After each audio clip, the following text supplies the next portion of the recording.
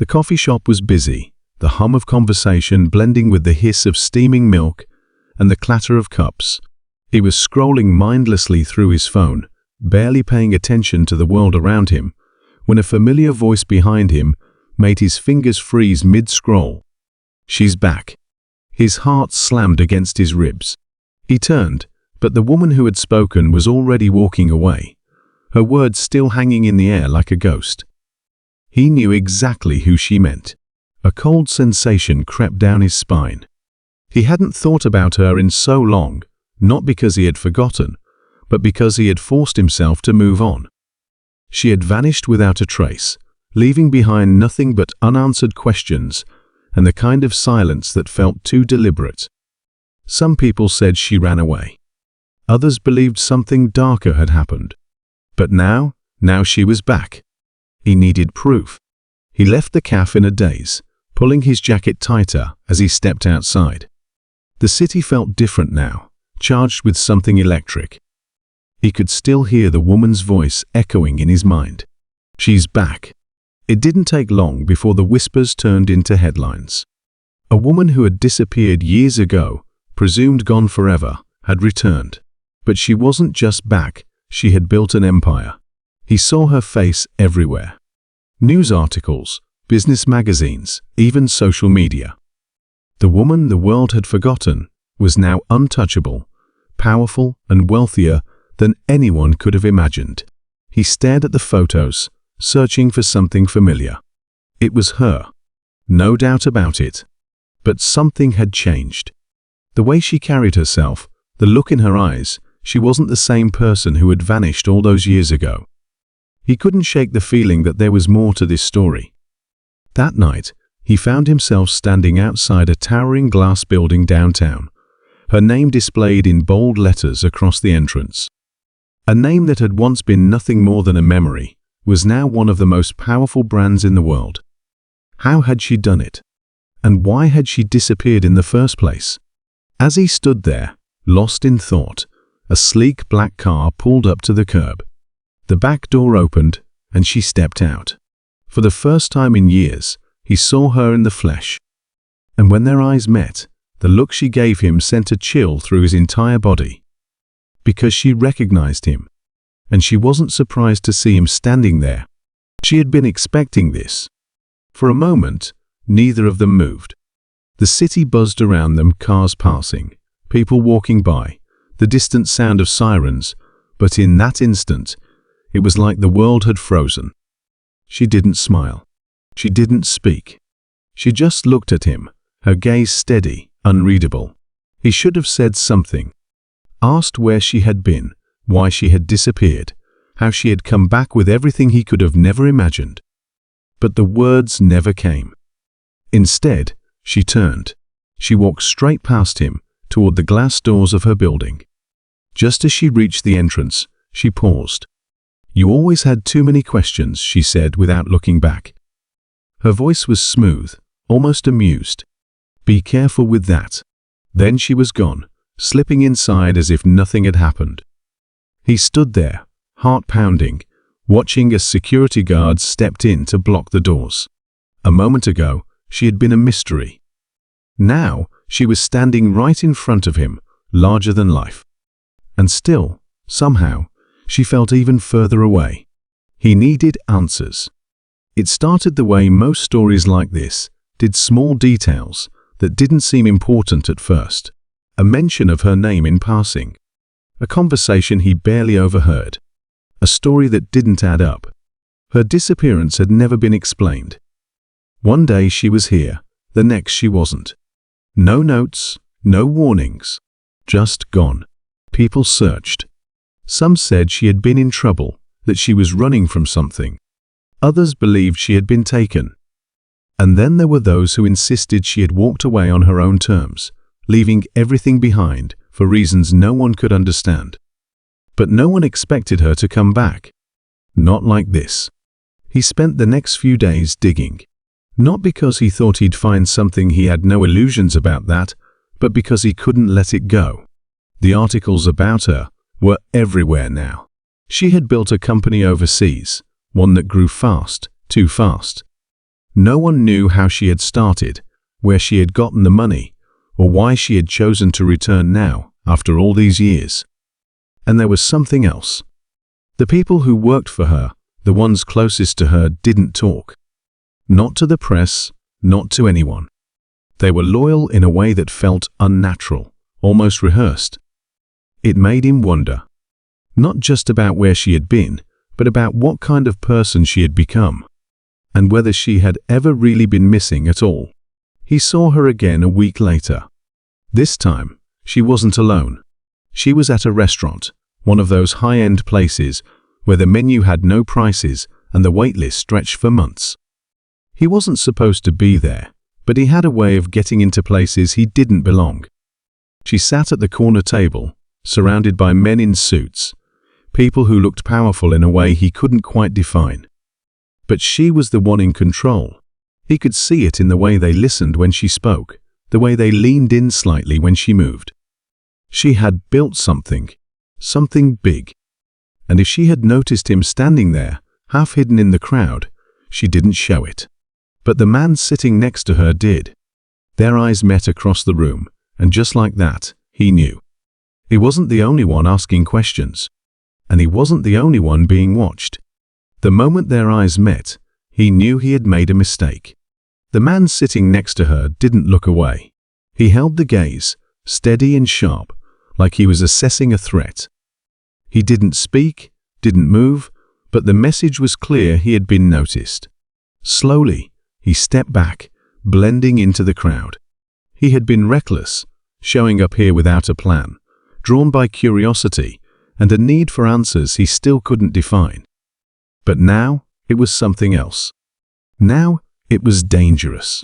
He left the restaurant before she did. He didn't wait to see if she acknowledged him, didn't linger to watch how she carried herself in this new life. It was obvious she wasn't just successful. She had power.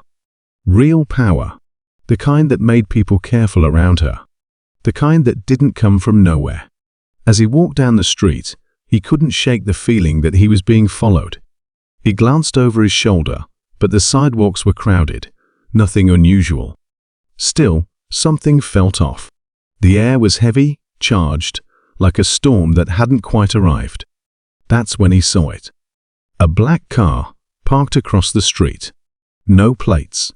Tinted windows. It hadn't been there when he arrived. He turned the corner and picked up his pace. He wasn't paranoid. He had lived enough to know the difference between coincidence and something else. And this was something else. The next morning, he woke up to a text. No name. No number. Just a single message. Stop looking. His blood ran cold. This wasn't just a warning. It was a reminder someone was watching. He stared at the screen for a long time before locking his phone and setting it aside. He could walk away. Pretend he had never seen her, never looked into her story, never noticed the things that didn't add up. But it was too late for that. She had seen him too. And if someone wanted him to stop looking, it meant there was something to find. He started digging deeper. What he found didn't make sense. Her company had grown fast, too fast. Businesses didn't rise from nothing like that, not without serious backing. But there was no record of investors, no clear financial trail. It was like she had built an empire from thin air. And then there were the people connected to her. The man at the restaurant. The silent executives who never spoke to the press. The businesses she had acquired, each one linked to something bigger, something just out of reach. There were rumors, deals that didn't make the news, projects that seemed to start and vanish overnight, connections to people who operated in the shadows. And then he found something else. A name, one he hadn't expected to see. It was buried in an old article, something small, easily overlooked. A business partner, a silent one, someone who had been involved in her company before it became what it was now. Someone who had disappeared, just like she had years ago. Except this person hadn't come back. That night, he walked home slower than usual. The city felt different. He could hear the distant hum of traffic, the occasional honk, but it all seemed muted, like background noise in a bad dream. He kept checking over his shoulder, but he never saw anything. Still, the feeling didn't leave him. He was being watched. And then, just as he reached his building, his phone buzzed again. Another message. Last warning. His hands clenched around the phone. Someone wanted him to stop, but he was starting to think the real question wasn't why she disappeared. It was why she came back, and what she had brought with her. His phone felt heavier in his hand, the message burning into his mind. Last warning. He stood in the dim hallway outside his apartment, the overhead light flickering. He should have been afraid, maybe he was. But something inside him wouldn't let this go. Someone wanted him to stop looking, which only meant one thing. He was close. He pushed open the door and locked it behind him. The room was dark, the city lights casting faint shadows across the floor. He didn't turn on the lamp. Instead, he moved straight to his laptop, fingers hovering over the keyboard. The name he found earlier, it had to mean something. He searched again, this time looking deeper, following threads that led nowhere and everywhere at once. The business partner, the one who had disappeared his records, were wiped clean. No social media. No online presence. Not even an obituary. It was as if he had never existed. Except he did. And there was proof. He found an old photo, buried in a forgotten corner of the internet. It was from years ago, taken at a corporate event. A group of people stood together, smiling for the camera. She was there, standing at the center, just as poised and untouchable as she was now. But next to her was the man who had vanished. And behind them, slightly out of focus, was someone else. The man from the restaurant. The one who had noticed him watching. His pulse quickened. This wasn't just business. This was something else. Something bigger. A soft knock at the door made him freeze. It was past midnight. No one should be here. The knock came again, more insistent this time. Slowly, he stood, his mind racing. He took a step toward the door. Then another. The peephole showed nothing but darkness. Whoever was outside was standing just out of sight. His heartbeat pounded in his ears. Another knock. He took a breath, fingers tightening around the doorknob. Then his phone buzzed again. A new message. Don't open it. His grip went slack. His breath caught. He turned away from the door, stepping back, heart hammering. The knocking stopped. Silence. Then the sound of footsteps, slow and deliberate, fading down the hall. He stood frozen for a long time. When he finally checked the peephole again, the hallway was empty. He locked the deadbolt. Then the chain. Then he backed away. Whoever had been outside, they weren't here to talk. The next day, he made a choice. If he was being watched, if someone wanted to keep him quiet, then there was only one person who could give him answers. Her.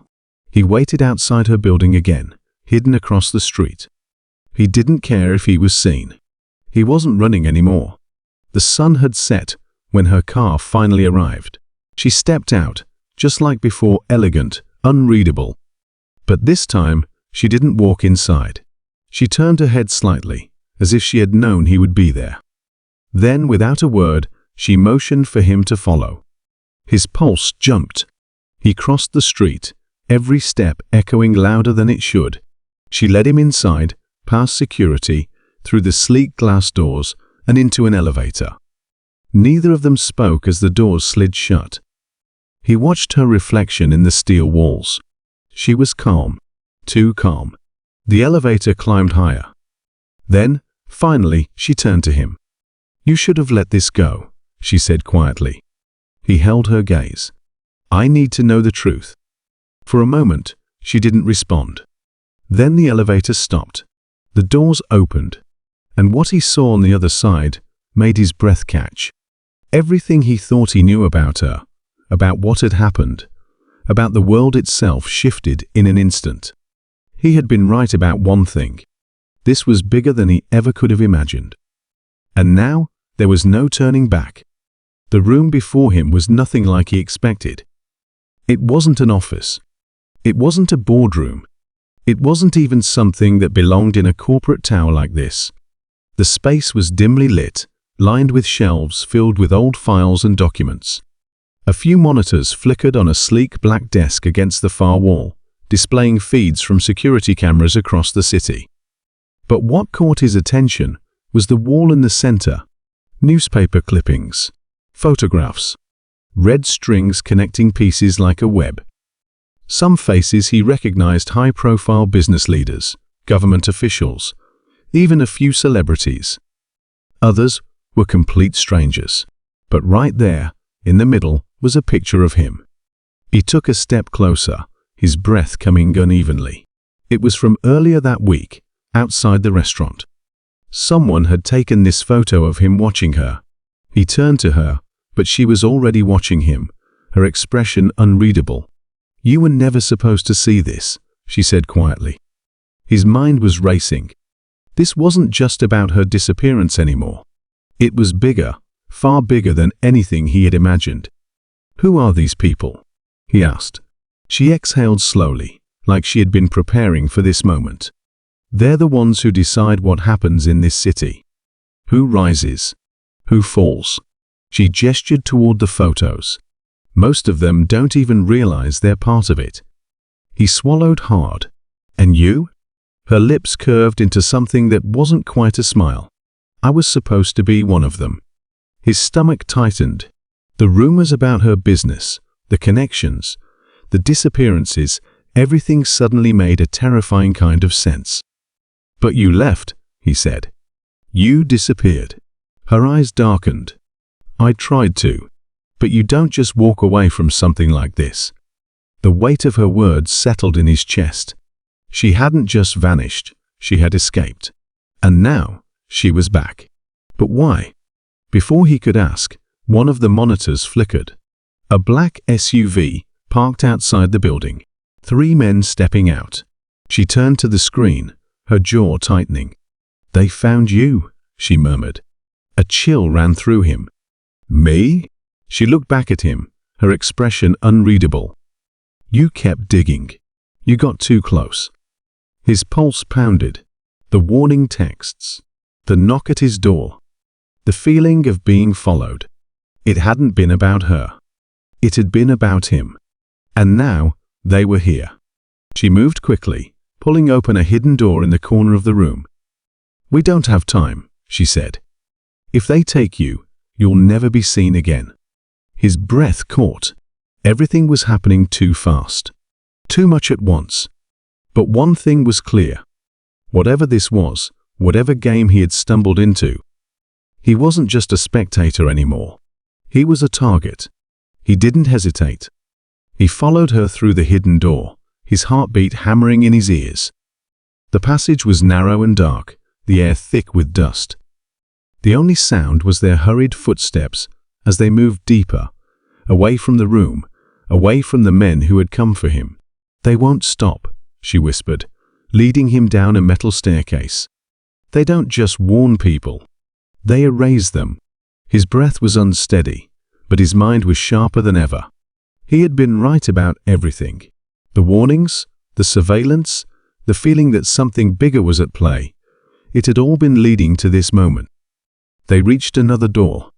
She pressed a code into a keypad, and it clicked open. On the other side was a parking garage, nearly empty except for a single black car waiting with the engine running.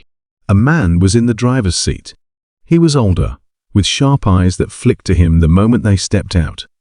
"He's with us?" the driver asked, his voice low. She nodded. "We don't have a choice." Without another word, they climbed in. The doors shut. The car peeled out of the garage just as the elevator in the distance dinged open. He turned his head just in time to see the men in suits step into view. They had missed them by seconds. The car sped through the streets, weaving between traffic. He could still feel the weight of the danger behind them, like it was pressing in from all sides. "Where are we going?" he asked. She didn't look at him. Somewhere safe. For now. He clenched his jaw. That wasn't enough. He needed answers. What is this? Who are they? Why do they want me gone? She exhaled, staring out the window. They control everything, she said. Money, power, influence. They decide who succeeds and who disappears. Her voice turned colder. I was supposed to be part of it. But I walked away. He shook his head. Why? If you had everything. I didn't. She finally turned to face him. You don't understand. It's not just business. They own people. They make you owe them until there's no way out. Her gaze hardened. And when I left, I took something they weren't expecting. His chest tightened. What? She hesitated, then reached into her coat pocket. She pulled out a small, unmarked flash drive and placed it in his palm. That, she said, is the real reason they want me dead. The weight of it sent a chill through him. He looked down at it, then back at her. What's on this? Her answer was simple. Proof. His grip tightened around the drive. It wasn't just about secrets. It wasn't just about control. It was about exposing them. But before he could speak, the driver suddenly cursed under his breath. They found us. He turned just in time to see headlights closing in fast. 2 black SUVs. And they weren't slowing down. The chase was on.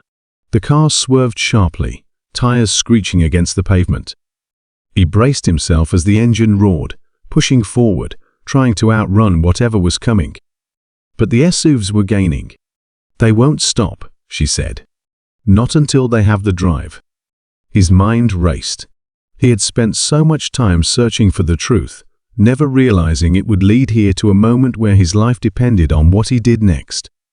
The car jerked again as the driver swerved through an intersection. One of the SUVs clipped the rear bumper, sending a shudder through the vehicle. He looked at her. They need this, right? He held up the drive. That's why they're after us. Her expression darkened. What are you thinking? He took a breath. Then, before he could second-guess himself, he made his choice. He rolled down the window, feeling the cold air rush in. The SUV behind them was almost close enough to ram them again. And then, he threw the drive out into the night. For a second, everything froze. The driver cursed. She gasped, her eyes wide with shock. And behind them, the SUV screeched to a halt. One of the men jumped out, running toward where the drive had landed. The other vehicle hesitated, the driver clearly debating whether to keep chasing them or retrieve what they had come for. It was all the time they needed. Their car sped forward, breaking away. Within seconds, the SUVs disappeared in the rearview mirror. He let out a shaky breath, his hands still trembling. She turned to him, her expression unreadable. That was reckless, she said. He forced a small, breathless smile. But it worked. She shook her head. Then, to his surprise, she laughed a quiet, tired laugh. They'll come back, she warned. They always do. His gaze darkened. He knew she was right. This wasn't over. Not yet. But for now, they had escaped. And the truth was finally out there. The car sped down the empty highway, the tension still thick in the air. The city lights were a blur in the distance, but the weight of everything that had just happened pressed down on him like a heavy fog. His hands were still shaking, his mind struggling to catch up. She hadn't said a word since he threw the flash drive. She just sat there, staring out the window, deep in thought. The driver hadn't spoken either, keeping his eyes on the road, making sure they weren't being followed. The silence stretched until he couldn't take it anymore. They stopped chasing us, he said, his voice quieter than he expected. She turned her head slowly, her expression unreadable. For now, he exhaled, running a hand through his hair.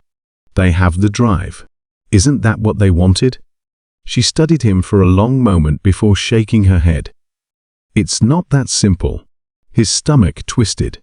Then tell me. She leaned back against the seat, her gaze locked on the road ahead. That drive was just a piece of it. A distraction. His pulse quickened. A distraction from what? She turned to him, and for the first time since they met, he saw something in her eyes that almost looked like relief. From the real evidence, she said. A cold realization settled over him. You mean? She nodded. I made copies. Hidden in places they'll never find. That drive? That was just enough to keep them busy. His breath caught. So they think they've won. She gave a small, knowing smile. For now, a strange mix of fear and admiration ran through him. He had thought he was playing catch-up, barely surviving. But all this time, she had been ahead of them. The driver cleared his throat. We're almost there. He turned back to the window. The city was fading behind them, replaced by dark hills and open land. He had no idea where they were going, but he knew one thing: he wasn't the same person who started this. He had stumbled into a world he never asked to be part of. A world of power, control, and hidden forces shaping everything from the shadows. And now, he knew too much to ever walk away. But maybe that was the point. He looked at her again. You knew this would happen, he said. It wasn't a question. She didn't deny it. You needed someone like me. Someone who wouldn't stop looking. She held his gaze, her expression softer than before. You wanted the truth, she said. Now you have it. The car slowed, pulling onto a narrow dirt road. The air felt different here, quieter. Like they had crossed into a place where the rest of the world didn't exist. The driver parked near a small cabin, the headlights cutting through the darkness. She opened her door and stepped out, inhaling deeply. For the first time, she looked at Peace. He followed, the cold air biting at his skin. What happens now? He asked. She turned to him. Now, we disappear. His chest tightened. Just like that? A small smile touched her lips. For now. He looked back toward the empty road behind them, the distant glow of the city barely visible. Everything he had built, everything he thought he knew, it was all gone now. But somehow, he didn't feel lost. He turned back to her. You think they'll ever stop looking for us? She hesitated, then shook her head. No. He took a deep breath, feeling the weight of it all settle inside him. Then finally, he nodded. Good. Because after everything, after all the fear, the lies, the danger, one thing was clear. This wasn't the end. This was just the beginning.